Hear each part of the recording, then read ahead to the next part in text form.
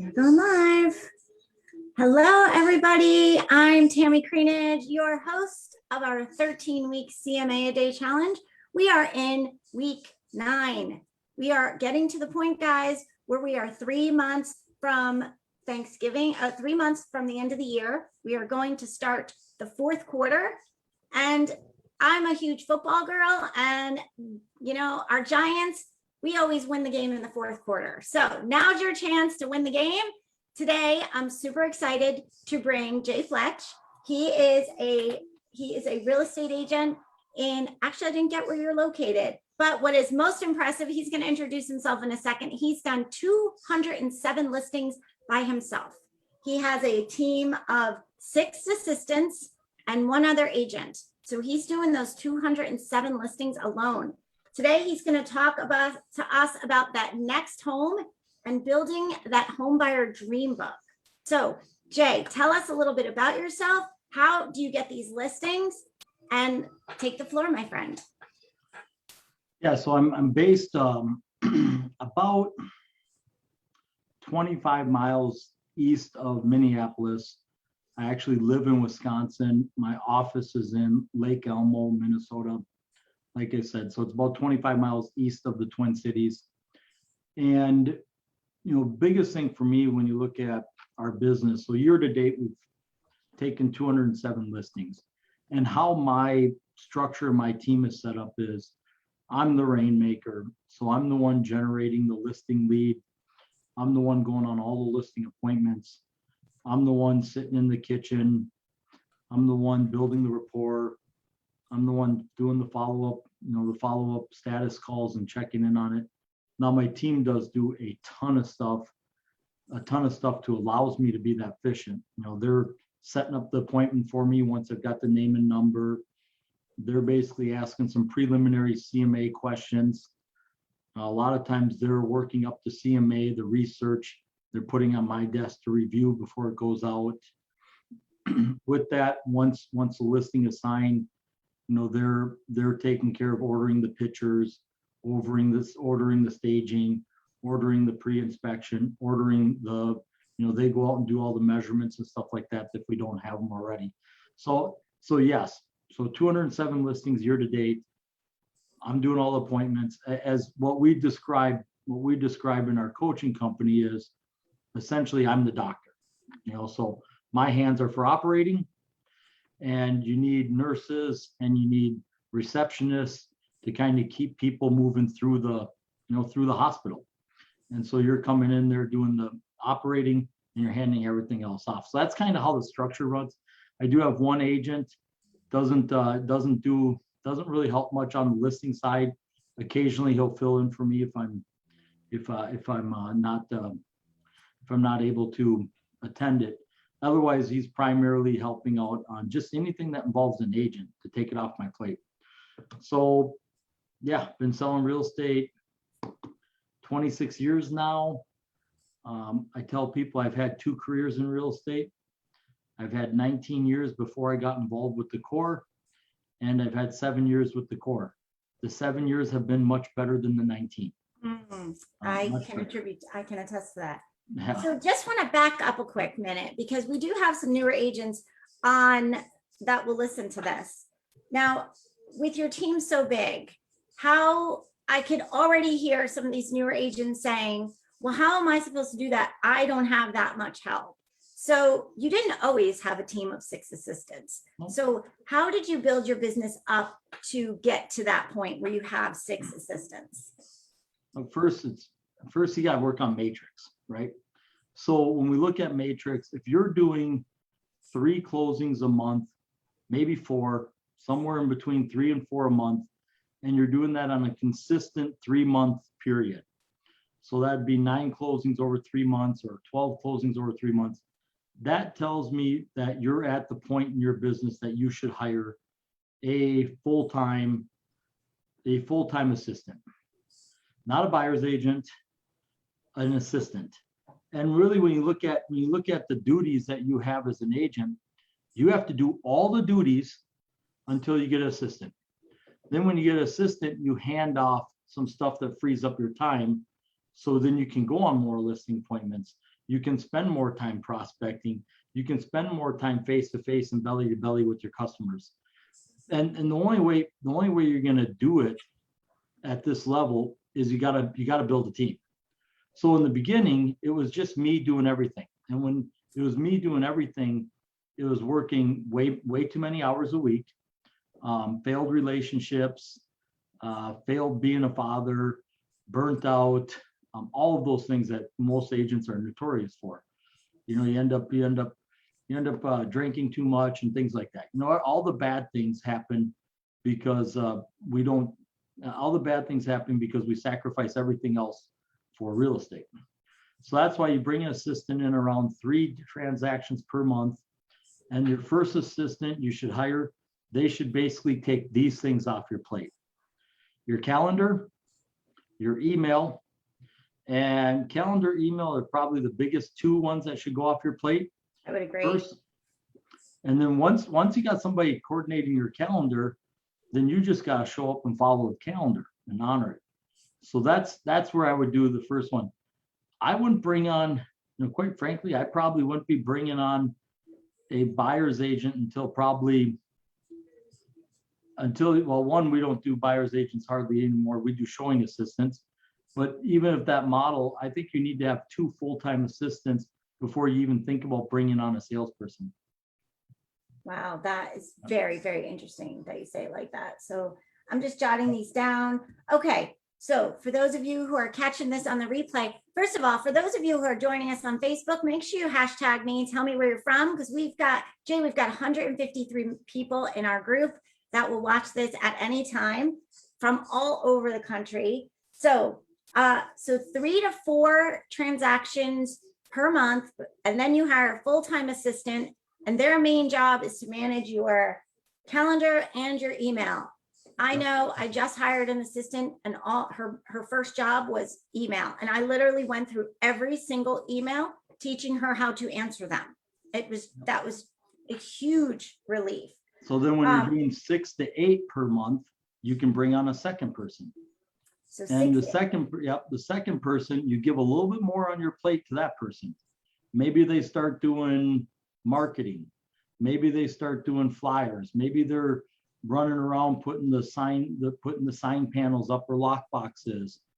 You know, there's so many things. Maybe they're doing a letter of the heart, evidence success. You know, whatever you have them doing. But at the end of the day, all the tasks are on your plate until you hire help. Then you give some of the tasks to that person. And it'll come to the point where you'll start to give up all these tasks, and then you'll overwhelm your assistant. And that's a point too where you need to bring on another one. But for money purposes, to make sure, you know, dollars and cents, it's 3 transactions to 4 transactions per month per assistant.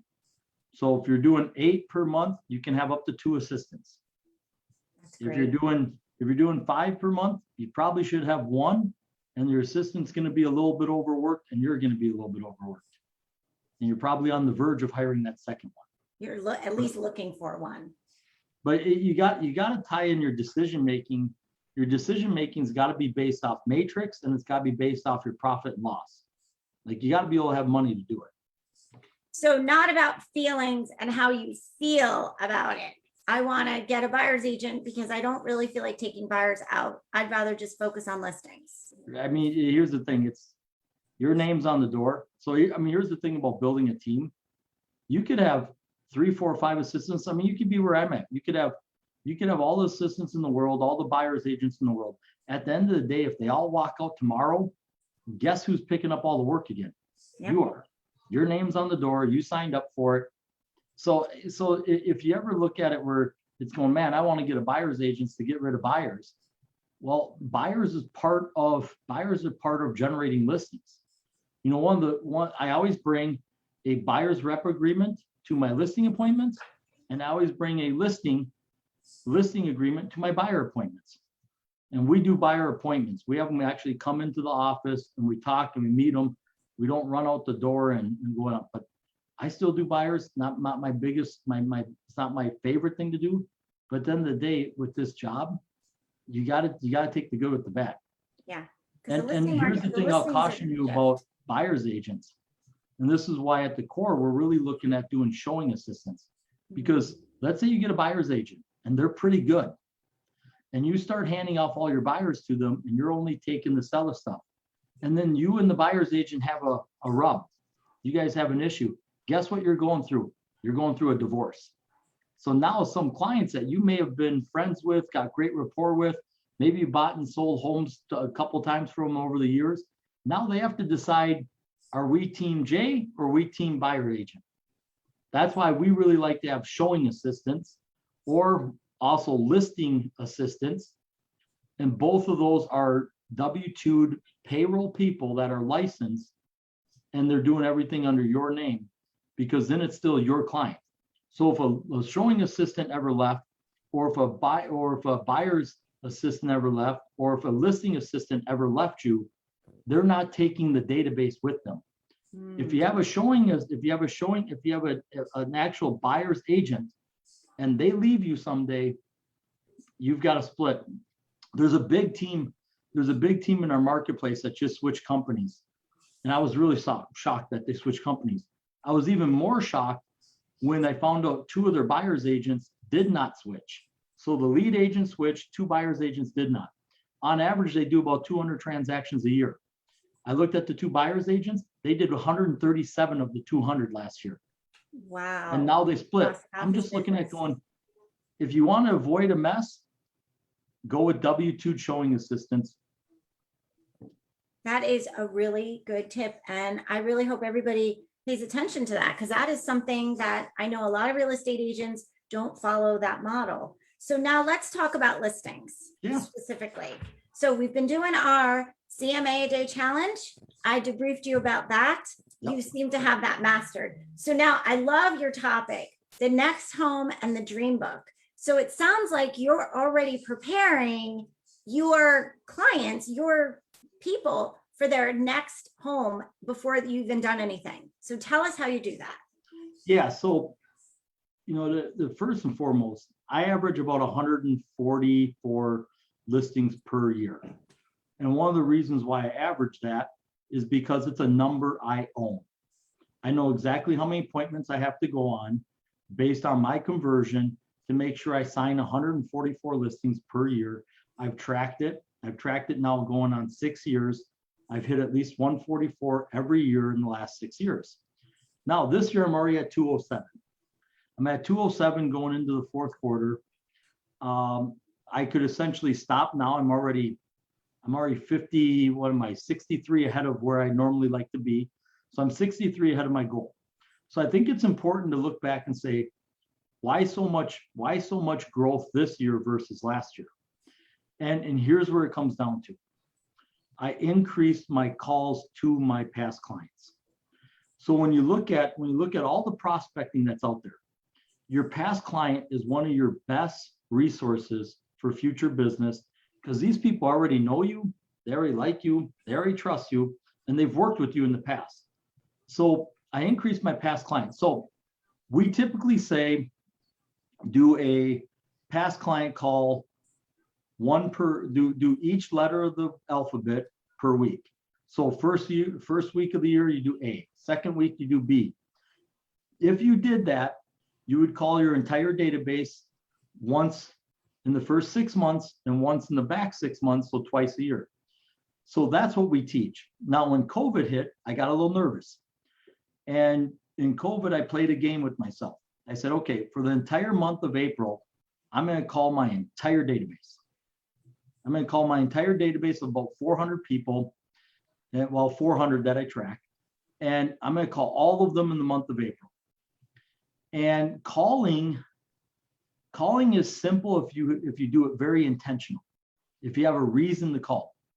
One of the reasons I like to do events all the time, because it's a super easy phone call to call Tammy, invite her to an event. Hey, Tammy, do you know on October 2nd, we're having the Addams Family movie event. I hope you and your family can make it. Do you think you can be there? That's an easy phone call. Right. That's an easy phone call. We get so scared to pick up the phone because we know we have to ask for a referral. And if you're not asking for referrals, it's because you don't feel like you've earned it, or you don't feel like you provide enough value. So having an event, I always have an event all the time already planned so I can invite to it. So I know my next 3 events, October 2nd, October 16th, and December 10th, my next 3 events. So now when I call them, I can invite them to an event. So that's the first thing I want you to keep in mind. Call your past clients more often. Now I call all my past clients at once a quarter. So call your past clients more often. Be intentional in the phone call. So have a very clear reason why you're calling them. And a very easy cop out is have an event and call them and invite them to the event. So going back to being intentional on the phone call. 2 intentional phone calls that I like to do on a regular basis with my past clients is their next home and their dream home. So the next home call basically goes like this. You call them, you try to get this caught up on rapport, caught up on what you already know about them.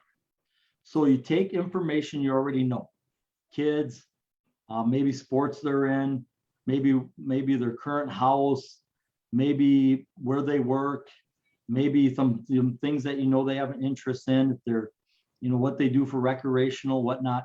You have some, the reason why past clients calls are so powerful is because you already should know a little bit about them to basically establish the connection real quick. So after you establish the connection, you're weaving in some things you know about them. So then Tammy goes back and goes, oh, he remembers this. Oh, he remembers this. And so she knows that, hey, we're kind of a little bit in flow with each other. Then I start to say, hey, if you had to do all over, Tammy, and let's just say the next home, the next home, what would you want in the next home that you don't currently have in this home? So role play with me, Tammy. What would you want in your next home that you don't currently have? I would like an extra bedroom. I have 3 bedrooms. One has now been converted into an office. So either I'd like an office or another, like a true guest room. Okay. So you're using one of your bedrooms as an office? Correct. So would a 3-bedroom plan with a dedicated office also work? Yes, that would be great. So either a 3-bedroom home with a dedicated office or a 4-bedroom home where you can continue using one of them as a office. Correct. That would be perfect. So if you notice, I'm going to break down that conversation with her. One, I'm asking her what she would want in the next home. So it's already getting her thinking about what this home doesn't satisfy on her needs. 2, my second statement to her is basically repeating what she told me, because that tells her I'm listening. That tells her I'm listening. And it also allows me to weave in the conversation back to her, because then I can control where the next question is going to go.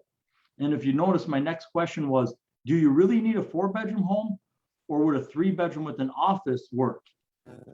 So the person that's asking the questions controls the conversation. Now I can take this really anywhere I go. If I know stuff about her family, I can take it down the path that way. Maybe a kid's moving out. Maybe a new kid's coming on the way. Maybe they're both spouses are going to be working from home, and now they need this. I mean, I can take it any other way. So as far as you spent more time at home during COVID, right? I did, yes. Well, besides an office, what other features is your home you'd like in your new home? Well, I never ever wanted one before, but now I really would want a pool, or like outdoor living space, or a yard big enough to, put in my own pool. But right now the yard we have, because we worked so much, we didn't have time to take care of it. So now I wish we had a pool, or at least a spot to put the pool. Man, it's interesting you say that, because one of the fastest growing, and they're just swamped last year and it's carried into this year, is pools. Like, try to call a pool company right now and put a pool in. They're backed up for months, and the cost has just skyrocketed because of how many people realizing, man, if I'm going to be home more often, I'd like to have a pool. So, yeah, I could definitely see that. So now again, I'm controlling the conversation. I'm taking notes. I'm updating my CRM on what she would want in her next home. So I'm taking all that stuff there. Now, the comment about the pool. If you can reiterate something about the market, now you're demonstrating market knowledge. So I can tell her that, hey, man, pools are right now are so hard to come by because the companies are so backed up, the materials have gone up, you hardly get one in, and a lot of people are doing it. So now I'm demonstrating I'm demonstrating market knowledge. And with pools specifically, a lot of times I would say, when I was doing CMAs prior to last year, I would actually give pools sometimes a detriment. A lot of people would want to fill them in or pull them out. Now, if somebody's got a pool, if it's when 0 to 10 years old, I'm almost giving them 35 to 50 cents on the dollar for a pool. So it's really increased the value of those people that have one, just like waterfront property has too. So again, I'm painting those pictures. So that's the next house phone call. The other thing too, I like to go into features of their house that they really like and they use. So I'll pick a room and I'll say, if I know their house, I'm the one that helped them get into the house, right? So I've got some information. So I might go, hey, I noticed the 3-season porch. Are you using the 3-season porch often? Or let's say there's a flex room up front. Hey, are you using the flex room up front? Is there rooms you're not using? So I might try to find some rooms that they really like and then kind of expand on them. Expand on them. It's like, man, your kitchen man, you got a really big kitchen, you got a really big kitchen island. Are you using it? So I might find some things that they have currently that they want. So again, that's the next home call. Now, the great thing about the next home is everybody in their mind thinks that someday they're going to have a next home. Very few people say, nope, the home I'm in right now is my last home, my dream home. Now, there's going to be a next home. Now, they may not like the next home. Next home might be forced upon them because of health or age, who knows? But everybody's going to have a next home. So it's an easy conversation, even to have with somebody that's not even a past client. So the next topic is the dream book. The dream book, the dream home. Now, I'm going to tell you this one here. I was told about this in November of last year, and I heard it on a fireside chat with Rick, and Rick was talking about it. And from the time Rick talked about it to about February, March, both me and Phil, and at the time Phil was my coach, both me and Phil both had our largest sales based off the dream book conversation. Wow. So Phil's dream book conversation was with Rick himself. He asked Rick, what would your dream property be? And Rick talked about having several acres on Lake Norton, private, so people can't see it. He can spread out. He likes a lot of shoreland. He wants a long look at the view. And then he would want this land so he could build a house. And then he'd build whatever he wanted in the house. So basically, Rick told that to Phil. Well, Phil jumped on the MLS and started looking for him. Lo and behold, after hearing it, a few months go by, and there was a, I think they're asking $6 million. There was a $6 million basically island for sale. And Phil calls him up and says, I found it. And, after several negotiations, Rick thinks it's too high, about 3-4 months later, Rick owns that property. And now he's in the process of building. So my dream book story goes like this. I heard about the dream book. And being like any other realtor, I'm like, man, that seems awkward calling somebody and asking what their dream house is, right? Or their dream property. But I'm like, you know what? I'm just going to try this. So I was told to get a notebook. And then when you talk to your clients, you put down what their dream property is in. So you write down. So if I'm talking to Tammy, I'm asking questions, what her dream home is, dream property, and I'm writing it down. Now I set it up like this. I basically said, hey, if money wasn't an object, if money wasn't an object, if time wasn't an object, whatnot, what's your dream property? What would you have into it? What would the kitchen look like? What would the style be? Tell me what rooms you would love. And you start going through it because everybody starts painting a picture in their mind.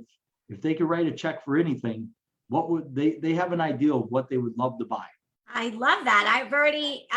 I've already built the picture in my head as you're talking about it. So that's a great conversation. So you continue to ask questions and go deeper and deeper and deeper. So you talk about what would the style be? What would the exterior be? What would the features be? Would you have a front porch? Would you have columns? What would the pitch be? Like me, my dream property has to have like some 12-12 pitches, some 14-12 pitches. It's got to be pretty dominant when you come up to it. I want a big front porch. I want some nice hefty columns.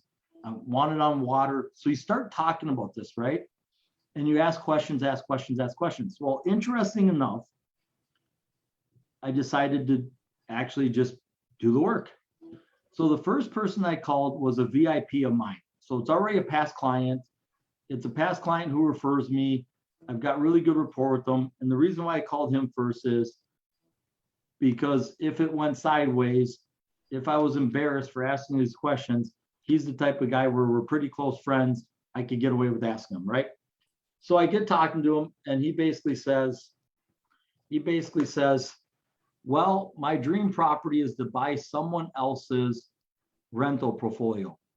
So, okay, I was already through for a loop. I'm thinking, what's your dream home to live in? And he basically comes back and says, well, that's my wife's. You know, whatever the wife wants, that would be our dream home. He goes, I just got a couple things I would want, but otherwise she would be the one that would pick out the dream home.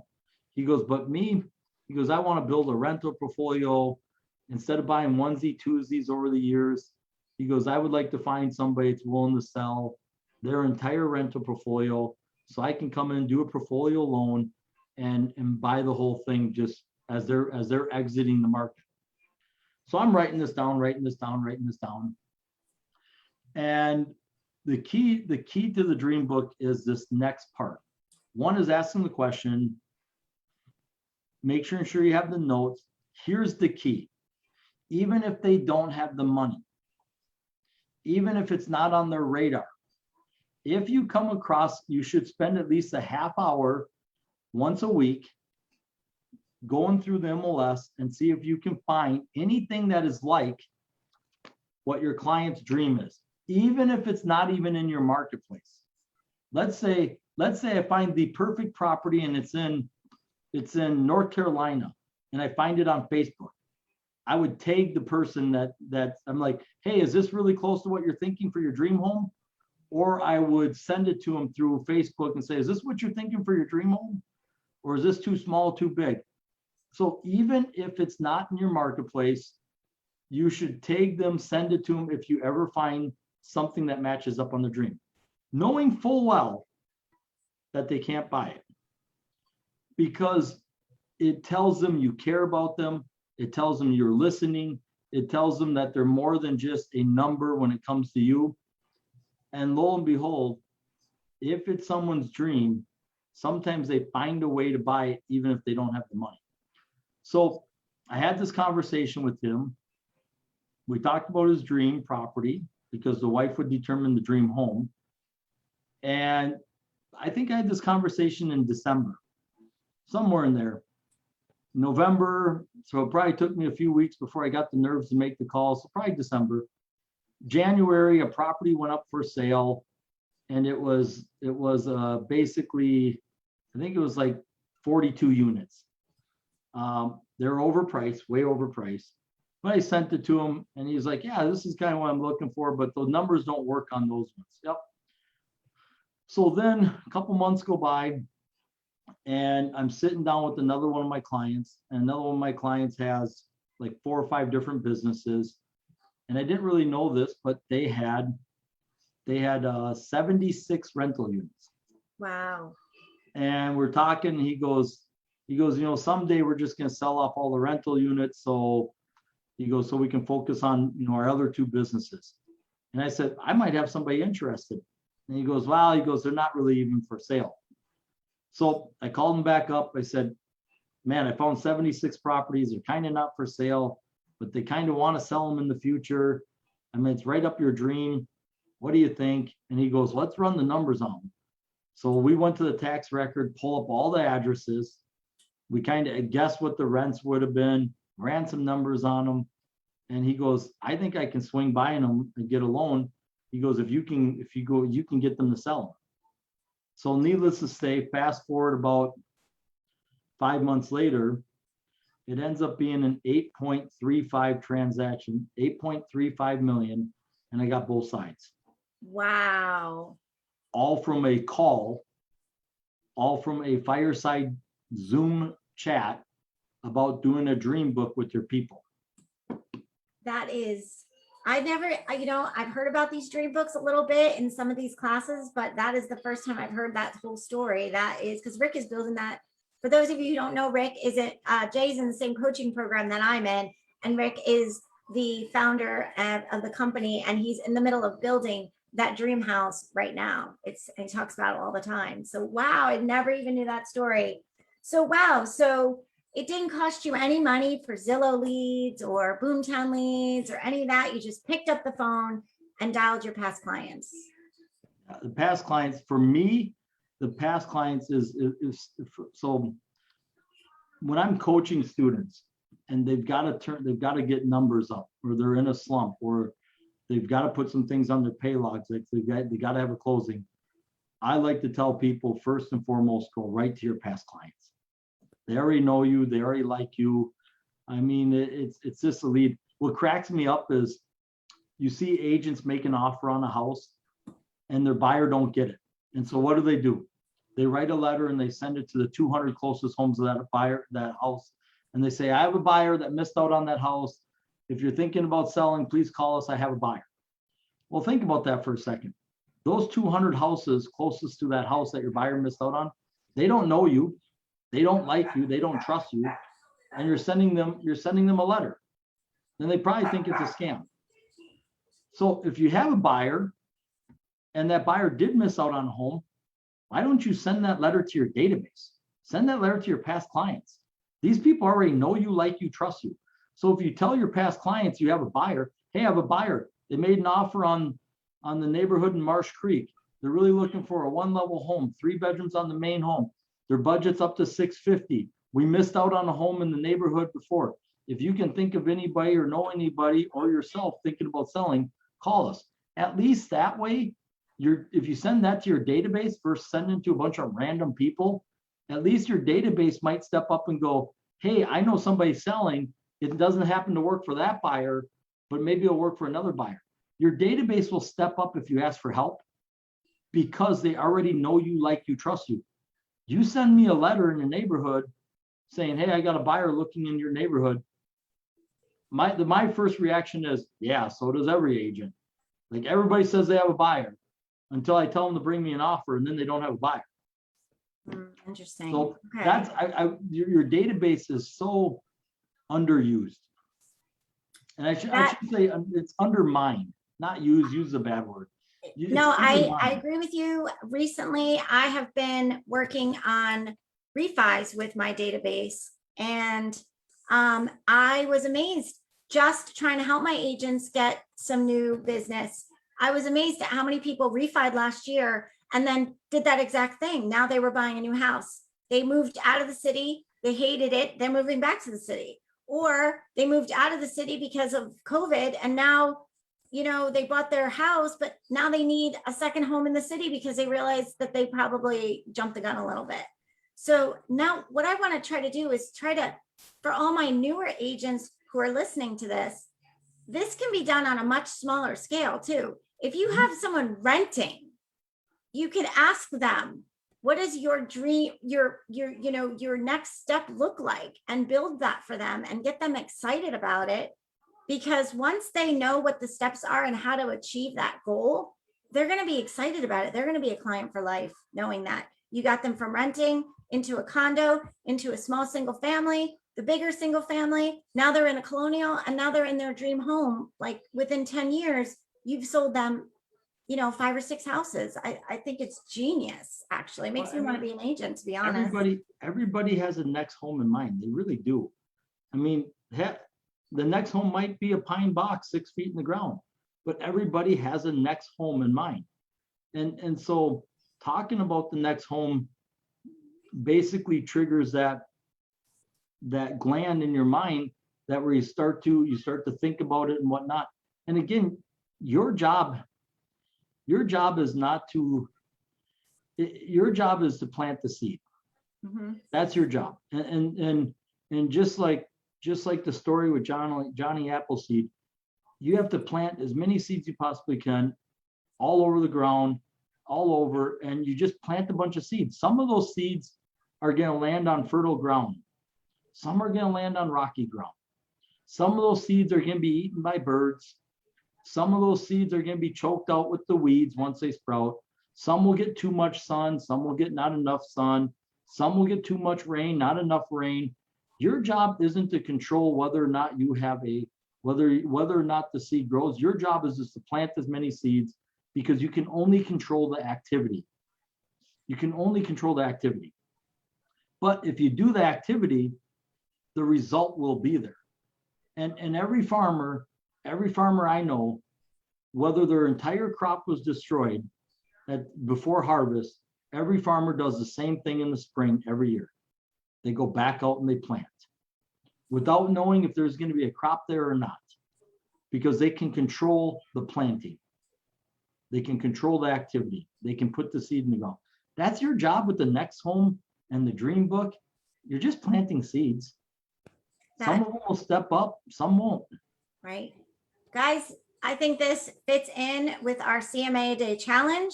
If you haven't started doing them yet, you can start. We are going, this is next week starts, or what, later this week, Friday, I think, starts the fourth quarter. We are at the end. It is time to hustle. So call, for those of you who don't have a big database, start with the letter A, go through your phone book. Kendra talked about different ways about doing that. Go back and listen to those tapes about how to mine your database. But this was what I would tell you with database. Here's what I tell you: database. People that they don't think they have a database. Every time someone tells me they don't have a database or they're going to start a database, the first thing I tell them is, give me your phone. And I tell them every name in your phone goes into a database. And they say, well, why would I transfer? It's already in my phone. I would say, if you have a CRM, you take it out of your phone, you put it in CRM. If you don't have a CRM, you take it out of your phone and put it on an Excel sheet, because you got to be able to print your call sheet. Yeah. So take it out of your phone, put it on an Excel sheet. That alone will create a database that fast.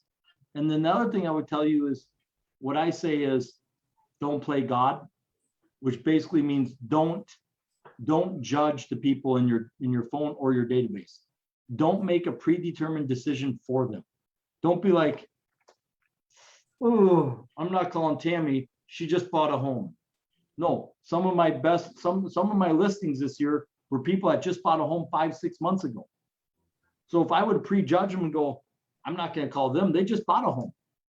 Why would I did just tell you? I did just tell you what my next dream home is going to look like. Oh, and I need to add, if it doesn't have a pool, I need to be able to see the ocean or some form of water from my house. So yeah, Jay, this has been so great. I'm so excited that I actually got to meet you face to face. I'll see you in a couple of weeks at the summit, but I'm really excited to actually meet you. And I'm so honored that you would join us tonight and help these agents do this. So I don't have any questions, but Karen, I love you. You're faithful. She's on this call every week. She just said that she loved how you turned that rental portfolio into a dream. And what was the outcome of that? Like, so it ended up within 3 months of you starting to do this, your first phone call turned into your first deal. Don't we all wish it would work out? The phone call like was in December. We closed on the property late April. Wow, that's my largest sale. So it was 8.35 million in volume, and I had both sides. Wow, that's a great story. And also the story with how Rick's Dream House came about too is a great story. So guys, thank you so much. Give us some love. Give me pound some likes. But this will be on. This will stay in the group for the next. We got another 3 weeks of this. We've got some more great speakers coming up. Jay, thank you so much for your time and joining us.